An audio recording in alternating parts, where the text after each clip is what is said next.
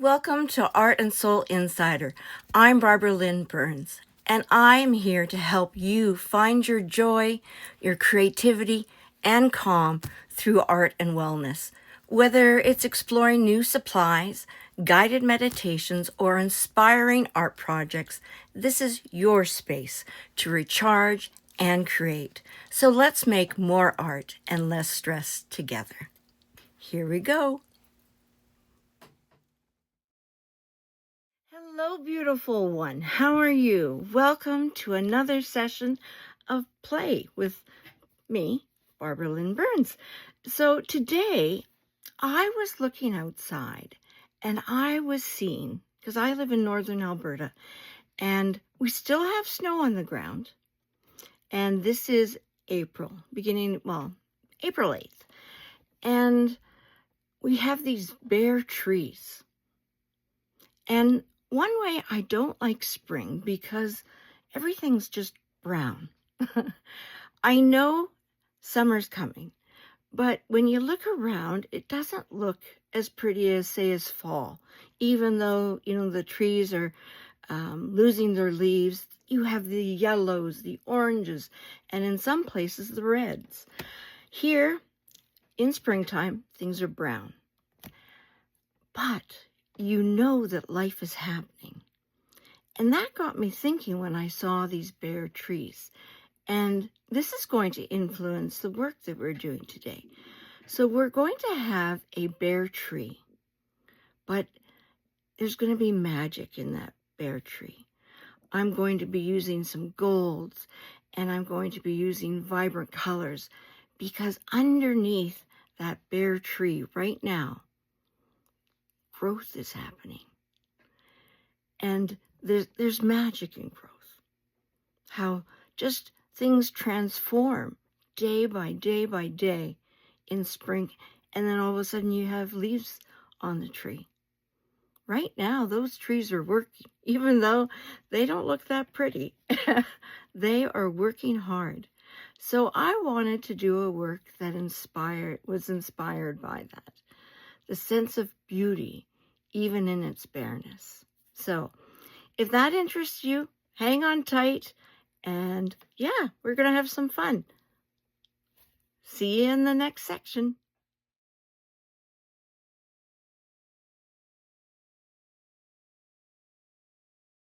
So today we are going to be creating that beautiful tree that's awakening to life.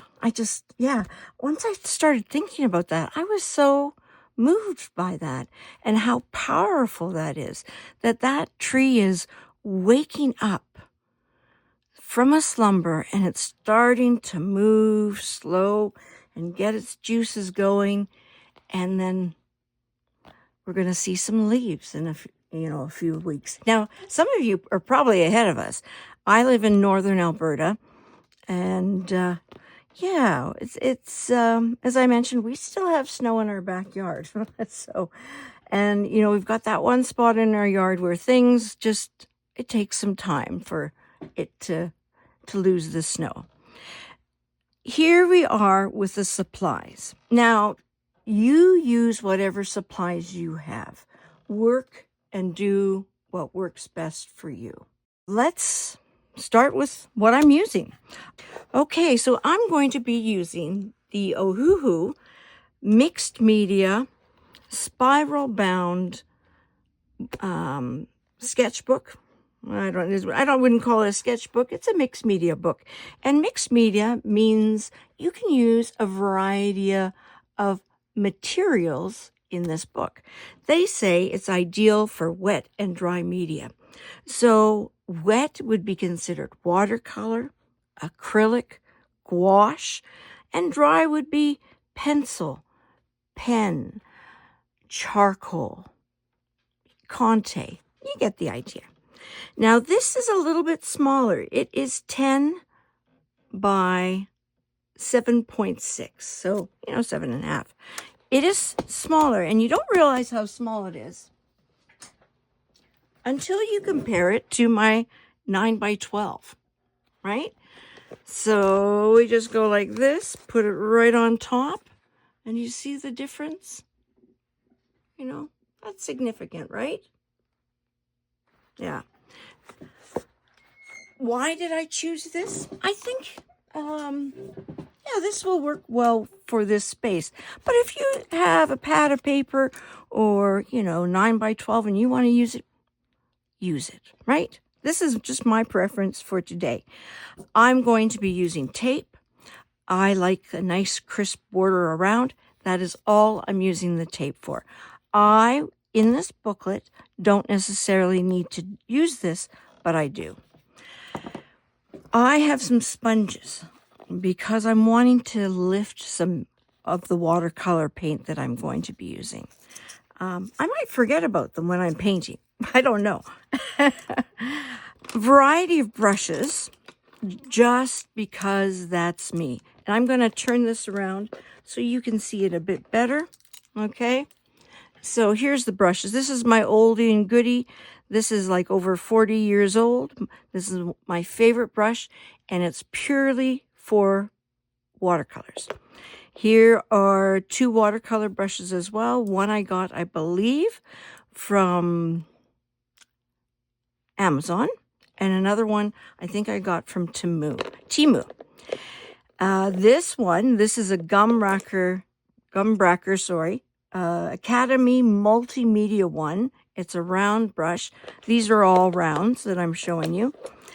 And it is, multimedia. So I actually use it kind of a mixture I hop between acrylics and watercolors with this one. These ones I only use for watercolors. And then this one I haven't even used. I still got the plastic wrap around it. And it's a gum bracker, assorted hair round. So I'm not sure if it's going to work that well for watercolors. So we'll find out. So those are my brushes. You're going to need a pencil and eraser, just in case, especially with the eraser, in case you make a mistake. Yeah, so that's that. And a regular pencil. I've got my jars of water.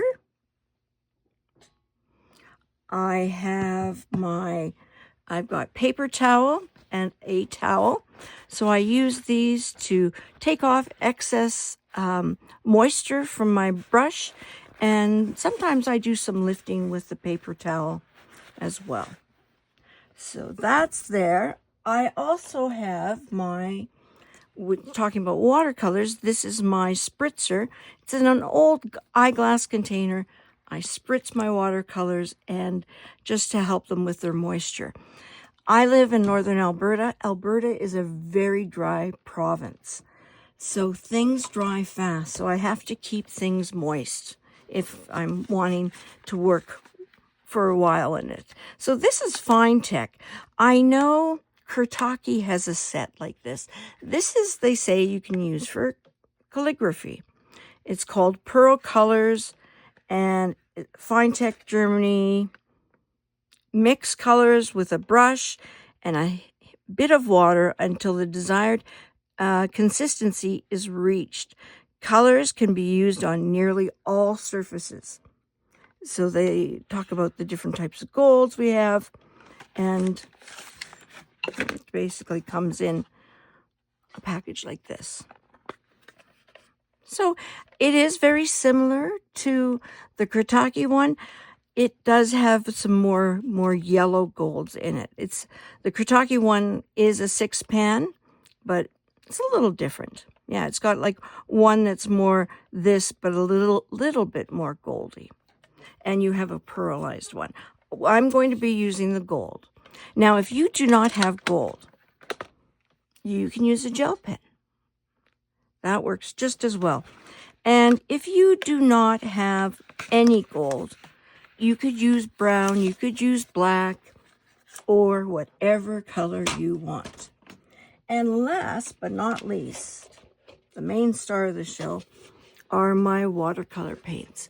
So I have a combination of warm and cool yellows, warm and cool reds.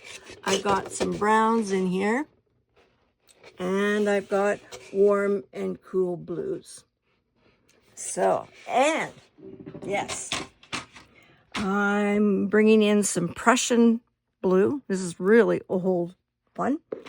This one is, I love this, quinacridone magenta. Oh, I think this is one of my favorite colors. And this one is actually quinacridone violet. They're very similar. Yeah, I think I'm going to be using all three of them. So that's why I brought them out.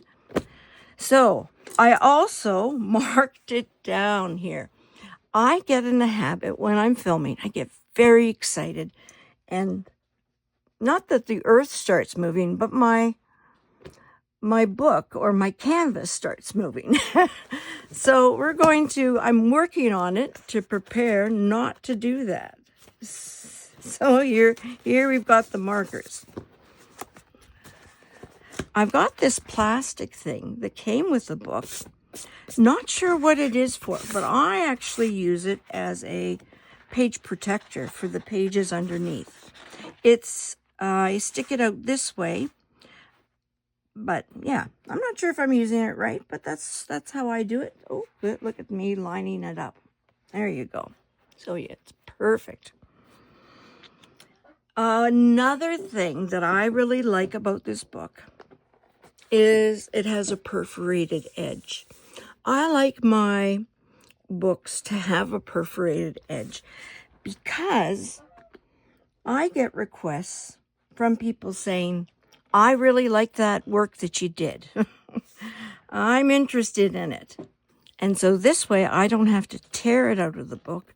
I can just tear it the proper way out of the book, right? So I've got the painter's tape here. I am almost out of this one. We'll see how far I get. I like to do the same lengths together. So I'm going to do this and this, then I'll do this and this. So then when I'm taking off the tape, it's just for convenience sake, I will know where it is. Which one to pull off first. I always extend it past because I really think it's a great idea, because then you have more than what you need, right? Oh, there we go. There's the end. Oh, does that work? Oh, that's a different stickiness. I'm not going to use it. See? So I'm going to just take that tape off, recycle this. I'm going to save this for printmaking. It'll be wonderful. Look at that nice edge. Ooh, okay. That's the thing with being an artist. Sometimes you see things as possibilities on what you can create. A lot of things aren't as what they seem to be. Because artists, well, sometimes we think out of the box and try and be creative and handy, thrifty in some ways, because as you know, supplies can be expensive. So this way, it's a little bit easier on our pocketbook if we can create things such as printmaking tools to use, right? Instead of buying them. There's nothing wrong with buying them, but number one, it saves you money, and number two, you might not have the money. So we want to be conscious of that, right? And that's why I said, if you don't have that gold pen or any gold paint, don't worry about it. When you do have the money, then go and buy it. Don't pressure yourself thinking you need it right now, okay? So I'm starting with my pencil, and what I'm going to be doing is I'm going to create a border around here. So I'm going to have a white border once this tape is removed, but I'm going to create a little kind of, border around it. So I'm not having to be really specific or good. I'm just letting my fingers or my pencil go where it wants to go.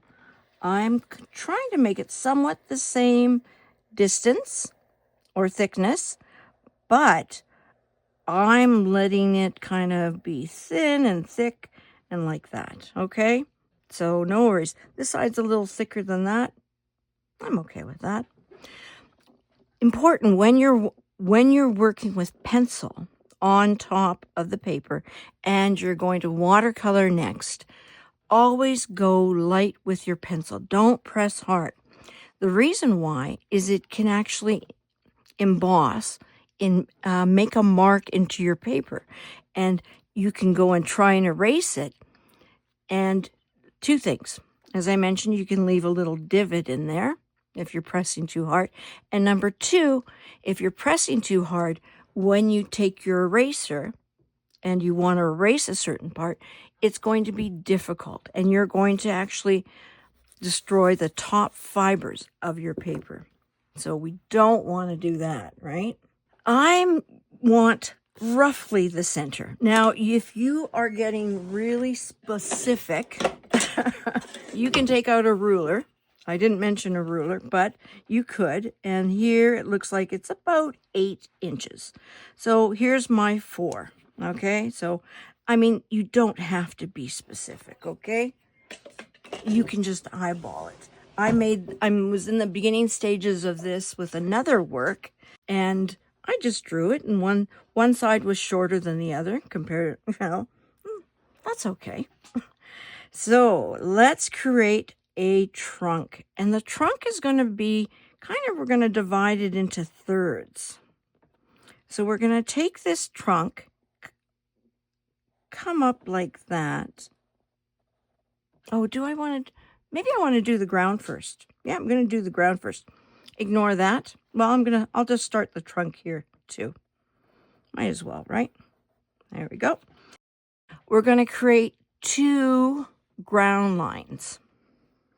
Now, the thing is, with the ground, you want to have some variation. You don't want it to be parallel lines. Parallel lines are, lines like that, right?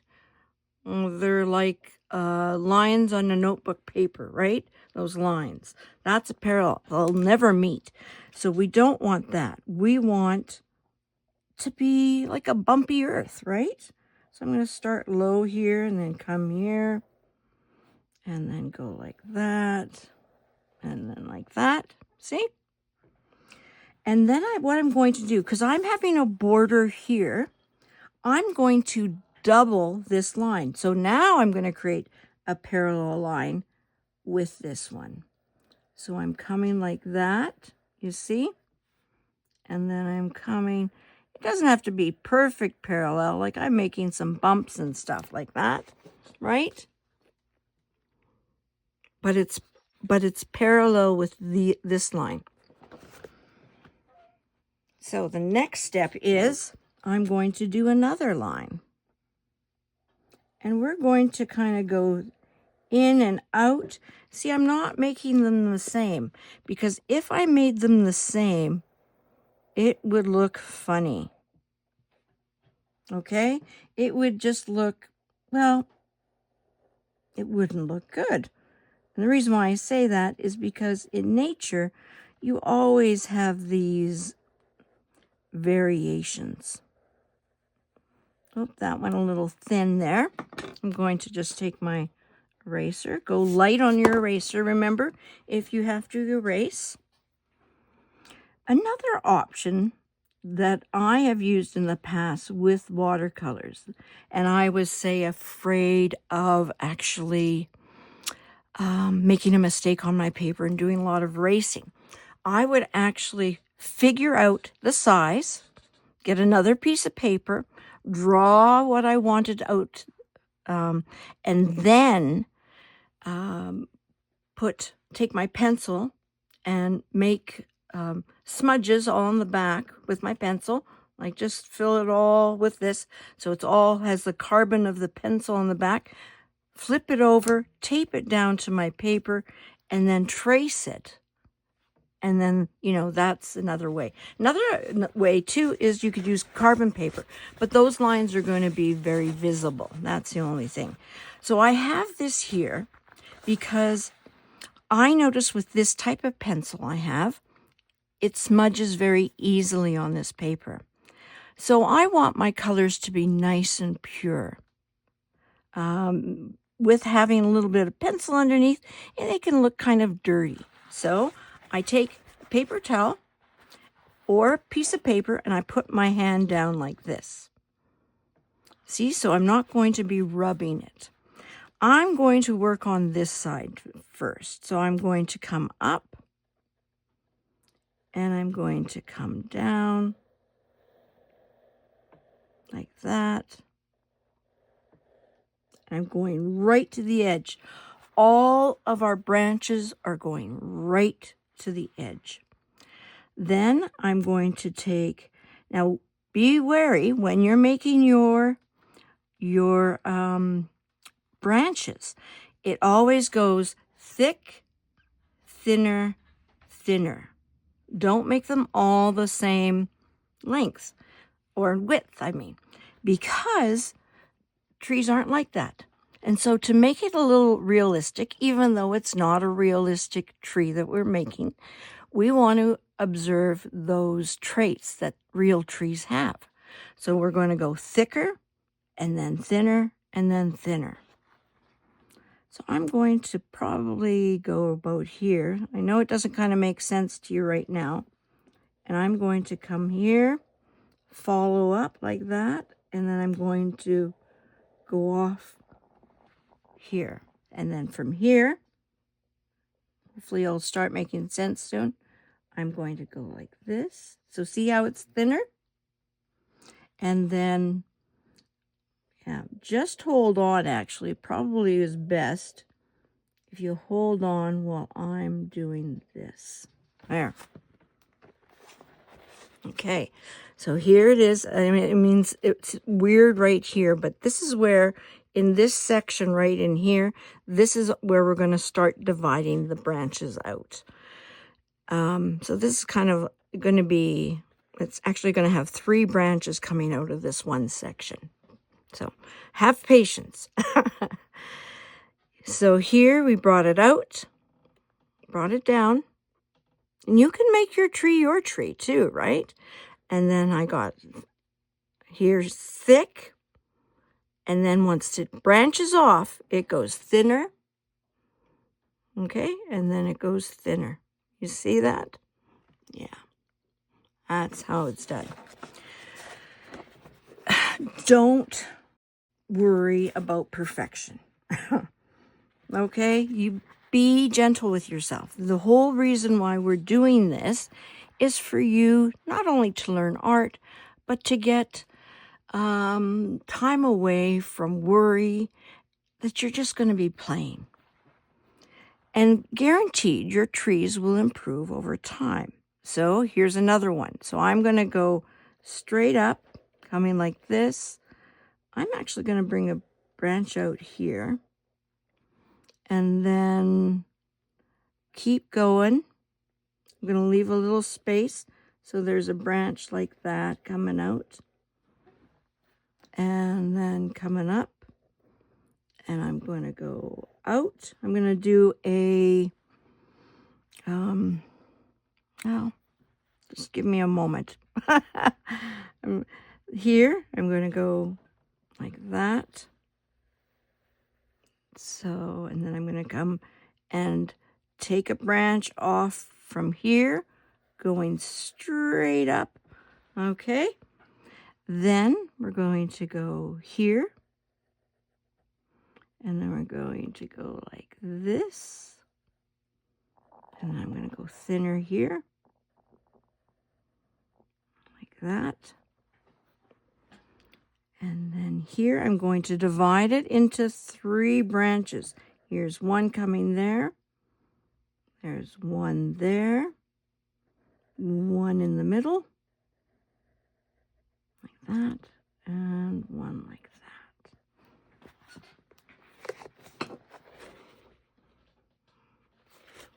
So coming up, and if you need to pause it at this point, and just look at it and draw what you need to draw. So coming up It's going to branch off here and here. Usually I don't like to do a branching off right at the same point, but I did that with all of this. But usually if I branch off here, then I'd branch off maybe there, down here. But I did it like this right now. So again, it's going thinner, okay? It's coming out, and then it's going thinner when it branches off. So thinner, okay, it's getting thinner, and then it's getting thinner when it branches off. Next step, I'm going to, I did that wrong. Yep, I did that wrong. I want it to come up, a little bit more up like that. Oops, losing my pencil there. So I'm going to get a branch that's coming up like this. Oops, I went too high. I want to have space to do some fun stuff up here, because this is the interesting spot. We're actually creating some really interesting negative spaces. What does that mean? Negative space is, my hand is the positive shape. So here's positive, right? The negative shape are all these here, okay, that surrounds the hand. So the hand is positive, the spaces is negative space. Your negative space in a drawing is just as important as your positive. So when you're drawing a hand, it's important to look at your negative spaces just as much as you're concentrating on the positive spaces. That is the key, one of the main keys in drawing something realistic, is you have to be aware of your negative space just as much as you're focusing on your positive. There you go. A little side lesson there. But we are doing lots of negative spaces here, right? So the positive is here with the branches. The negative, look at these interesting places that we're going to be painting in. Oh, look at that. Isn't that a neat shape? That's what we're going to be focusing on. And that's what's going to make the tree really be special. So here, I'm going to come back to this guy. And we're going to come up like this. Oh, that's almost too thick there. Yep. Oh, that's almost too thick. I'm going to have to come down and then do like that. Yep. Again, you see, I don't want that, because that doesn't add visual interest when everything is the same, you see? So you want to not do what I did there. But, I think that's the way things are right now. That's the way we're going to do it. So I'm okay with that. So we just have to, then I'm going to come off. This is going to be a long one coming out of here. And I'm going to come off over here. And we're going to make this one smaller here. And I'm going to make a smaller one here. There we go. See that? And then I'm going to bring up here, and it's going to go off. And then this one, again, I'm trying to make it not the same, so I put this one up here. So this one I'm going to do like that. You see? And then this one I'm going to do like this. There. I'm going to fix that little blurb of a spot. There we go. Oh, a little bit. You want to make sure that there's nothing kind of in where you're going to be painting, because with watercolors, they're transparent. So you will see any lines or any marks she did. So there we go. There's half of it. So now I'm wanting to go and do the middle. So with the middle, I'm just going to come straight up and kind of curve it.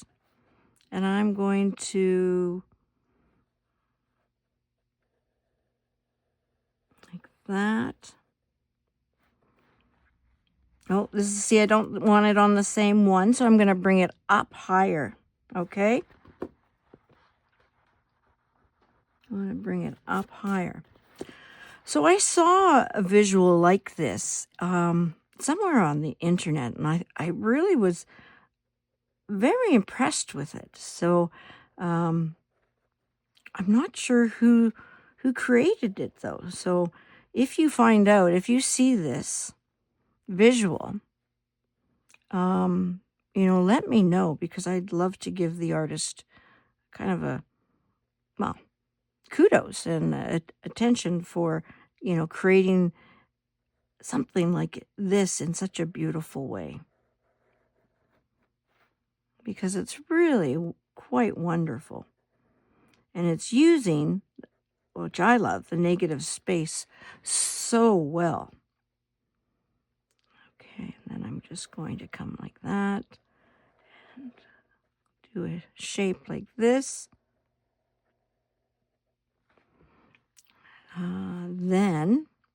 So this is going to be kind of a thicker trunk here area.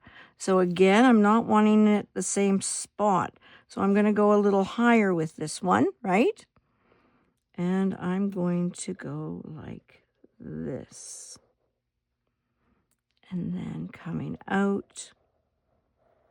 This one's going to be very long. Maybe I didn't get in the middle. And then here, I'm going to come off like that. And then we're going to go a little thinner. And I'm going to go like that, which is even thinner. Losing my sharpness of my... I'm wanting even something... Oh, I like that, though. I like that flow. I'm going to create something coming off of that. And then... let's just carry this on. So from this point here, I'm going to come out with a branch. Like that. So I'm going to erase that little part. So it's an opening. And I'm going to come back on my outside border and do that as well. Kind of get rid of all these lines where it's attached, right? Just try. Now, I'm thinking of having one more. So we're going to maybe raise this one up. See how this one's here? So instead of making it matchy-matchy, let's bring this one up. And let's bring it like that. Like that. There. And like this.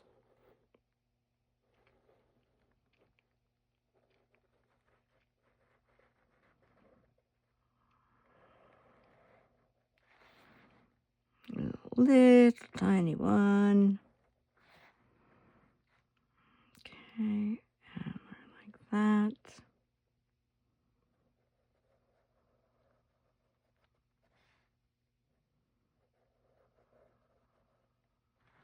There. And we don't want to get this one, we want to make sure they both have kind of the same busyness on each side. You don't want to add lots of branches here and not over here. It'd look kind of funny. So just be aware of that when you're doing your branches. And be gentle with yourself. This is your first time doing it. Don't expect your perfection, because there is no perfection. Just do what you can do. So there's our tree. Have I ever seen a tree like that? I don't recall. But at the same time, I do know that, well, people are going to look at it and know that that's a tree. So what I'm doing now is I'm erasing all the lines that come in touch with this outer border. These little tiny spaces, you know? So here with the tree, I erased that line. I'm erased this line here. I'm erasing this line. Now, what happened is when I erased, I lost some of it, so we just put it back. See? Because all of this, even in here, we're going to erase. I wish I had my X-Acto blade, because then I could cut this eraser and make more exact lines. Or, cut erasing lines. The reason why we're doing this is this border, these lines, these tree lines, are all going to be that one color. And that one color, I kind of alluded to it, is going to be my gold. I'm making the tree golden. Now, if you don't have gold, don't worry, okay? You're still going to be okay.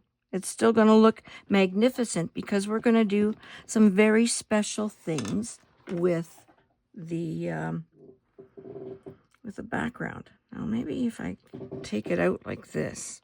Oh my gosh. There. And see, then I can use the edge. See there? Yeah. That's what the X-Acto blade does. When I do drawings, what I do is I take the gum eraser, or this white eraser, and then there's an eraser called a gum eraser. I use that when I do charcoals and things like that.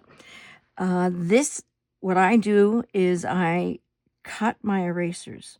So I cut them so I'm able to get some nice lines with my eraser. And you say, well, why do you need lines with your eraser? Well, I need my lines for my eraser because I am doing I'm doing highlights and everything like that. I'm just thinking about that. Should I do one with that? Looks kind of weird, doesn't it? Yeah, let's add one.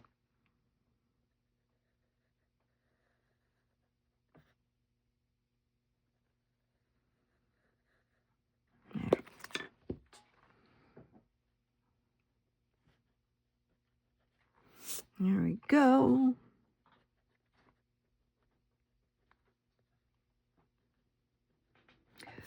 So that's why really a nice crisp line of an eraser would really help me with this, in the fact that, getting those edges, those in-betweens between the two parallel lines that I have, and introducing it to this outside line border.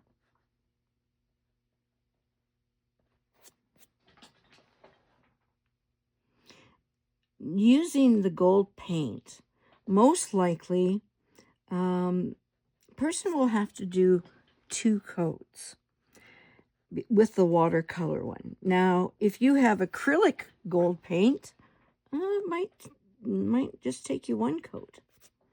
I'm wanting this to be purely watercolor, okay? But if you want to bring in and make it a mixed media, you do that. I'm all for that. You take an idea that I'm doing, and if you come up with a more creative idea on how to play with this, I'm all for it. Do it. I love it that if you're thinking like that. Now, there are things called brushes. Brushes. But there are some brushes that actually, when you're doing drawings, you can take your eraser droppings, and you can take this special brush and just brush away instead of taking your hand across and smearing the pencil. So that's just another wonderful little supply that you can think about if you're really into drawing. Speaking of drawing, we haven't done a whole lot of drawing here. So, yeah, maybe we have to do something like that one of these days, because I like to draw. So what I'm going to... Well, there's part one. I always think, oh, I'm going to finish this in record time, no trouble. It never happens. It's the teacher in me, I think, that just keeps talking and wanting to share. So, yeah, I try and help you along your creative path so it's not so frustrating. I found it very meditative and very, and yet inspiring. Yeah, I'm really looking forward to next week. I think it'll be just wonderful. So, have a good week. Be at peace. Take time for yourself and just be gentle with yourself. And know that within you and with others, there's that growth, that happening that we just can't see. And just trust that there's goodness and all the wonderful things in life waiting to burst forth like leaves on a tree. Have a wonderful week. Be good to yourself. Love you.